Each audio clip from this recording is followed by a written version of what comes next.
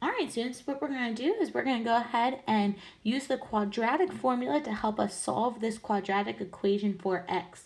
Remember, quadratic equation means that there's an x squared in the equation, and it looks like we have 2 here, so that means something crazy is going to happen.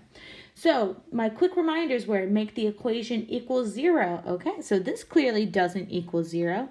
This says that it equals 6x squared plus 7x. So remember, what you need to do is you need to write or solve it so it equals 0. So I'm going to get rid of the 6x squared, and I bring it over here to this side.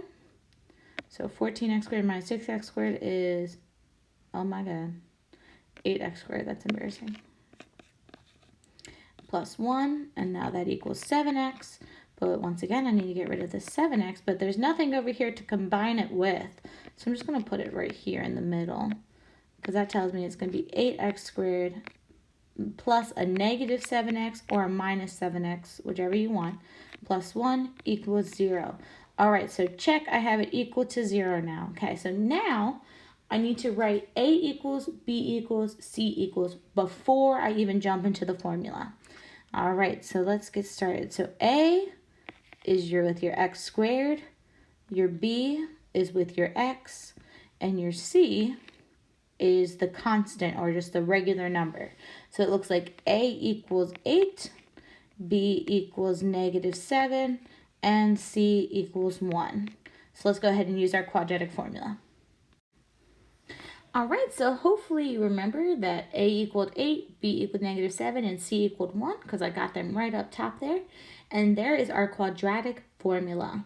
Hopefully you watched that video that I posted and listened to that amazing song. I know it's already stuck in my head. So I just went ahead and wrote the formula right here for us. So go ahead, pause this video, take a second, write it down, or just keep going. I'm going to pause it and rewrite my equation with all of these things substituted in.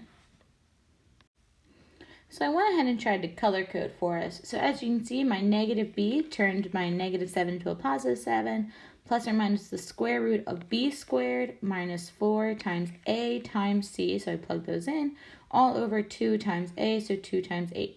All right, so my next reminder says, remember, do the math under the square root first. Now that means we're going to focus our attention right here. So that means negative 7 squared, which would be 49, and then minus 4 times 8 times 1, which would be 32. So you're going to get 49 minus 32, which is 17. Don't worry, I didn't just pause the video to do that. All right, so let me bring down everything else. So we have 7 plus or minus now the square root of 17 all over 2a. So I'm just going to do that, which is 16. All right, so fun fact, the square root of 17 is not a perfect square. So I can either keep my answer like this, because I'm going to get a crazy decimal, or I can go ahead and get that crazy decimal. So what you want to do is you're going to take 7 plus, the square root of 17 is 4.123105, and so on, then divided by 16. And then you're going to do it again. Let's see if I can, yes, I can. All right, and then you're going to do it again, but you're going to do 7 minus 4.123105 divided by 16. And I went ahead and I grabbed a calculator, and that's what you get. You get 0.695 when you add and 0.179 when you subtract. So remember, if you ever want to check your answers, go ahead and try out Desmos.